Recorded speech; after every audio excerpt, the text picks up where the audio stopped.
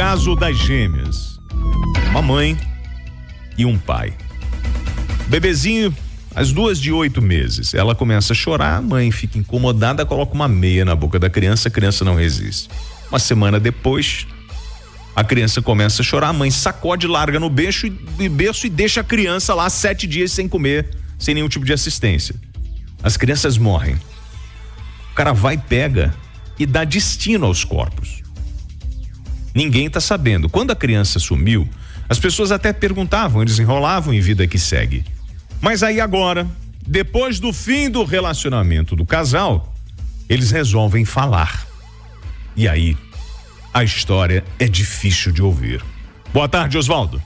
William Travassos, muito boa tarde pra você, olha, William, vamos trazer um caso aqui que eu vou te falar, viu? Se fosse todo dia que a gente acompanhar a situação desse jeito, a gente repensaria a profissão de jornalista na pauta policial, porque é impressionante o fato de 2 menininhas de apenas 8 meses de idade terem esse destino por meio da ação dos pais. História é a seguinte, o homem tem 31 anos, é um pedreiro, e a mulher 28 anos, residente inicialmente em Sabará, na região metropolitana, mas vivem ali perambulando de acordo com a Polícia Civil. Em julho do ano passado, a pequena Yumi, repetindo, 8 meses de idade, morreu.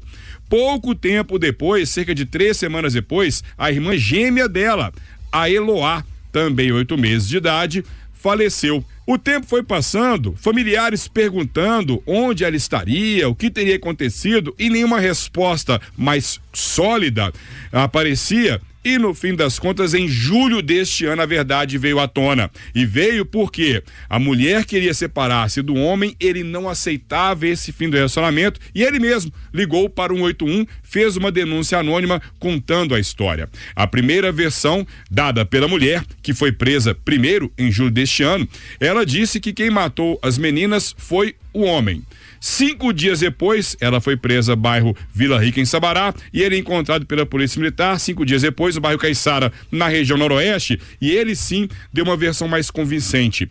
A primeira vítima, a Yumi, foi morta pela mãe porque chorava bastante e a mãe colocou uma meia na boca dela e ela morreu asfixiada.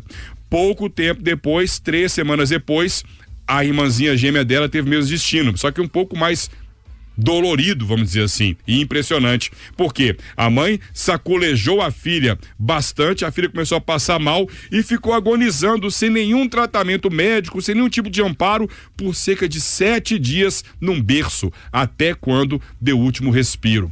As 2 meninas foram levadas pelo homem para Pontos Ermos, a primeira entre Betim e Contagem, em um parque, e a outra nas margens da BR-381, em Igarapé. Os corpos foram colocados dentro de um saco ali e até agora não foram encontrados porque, passado tanto tempo, intempérie, animais, incêndio, enfim, a mata ali, infelizmente, os corpos não foram encontrados. Detalhe importante, William, que causa mais revolta ainda, é que, primeiro, quando a Yumi morreu, que é a primeira vítima, ela foi levada morta em um berço pelos pais e pela irmãzinha que ainda estava viva para um arraial na região metropolitana em Betim, depois que o pai sumiu com o corpinho.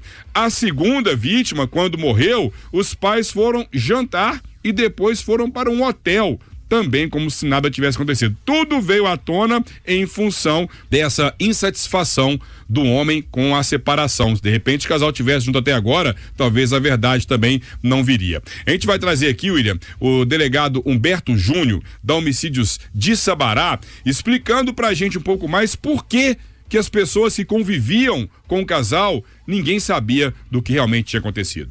Quando as meninas nasceram, a família não sabia nem que ela estava grávida, porque era uma gravidez indesejada. A família dela só soube que ela estava no hospital e tinha dado luz às meninas, porque o pai achou que a mãe ia morrer, o parto teve complicação e ligou para a família. E a família tomou um susto. E aí, quando no dia do parto ele entrou em contato, a família ficou desesperada, mas também não foi ao hospital. E também nunca visitou as meninas. E os vizinhos não tinham uma boa relação com eles, qualquer coisa tinha aborrecimento, que tanto que quando as meninas sumiram, os vizinhos pediram pro proprietário perguntar o que tinha acontecido com as meninas, se tinham sido doadas, o que aconteceu. Aí o proprietário foi e perguntou, vem cá, o que aconteceu com as meninas que a gente não tá vendo elas?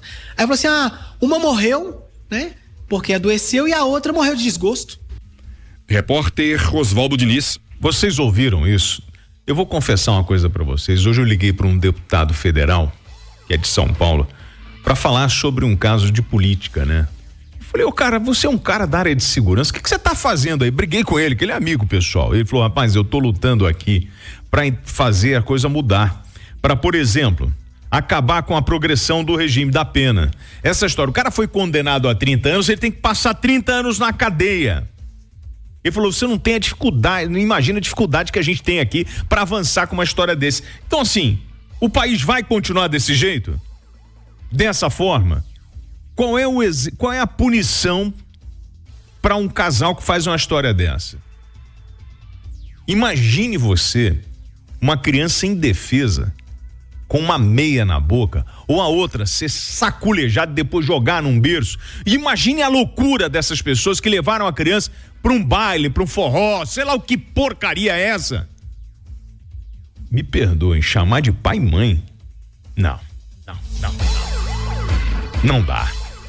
Não dá. Agora, a gente precisa mudar isso. Eu vou trazer esse deputado aqui para fazer umas cobranças, me aguarda. Em breve, eu vou botar uma pressão sobre essa história da progressão de pena. Dessa coisa do cara que toma 30 anos e sai com 10. Não, tem que ficar até o final lá, amiguinho.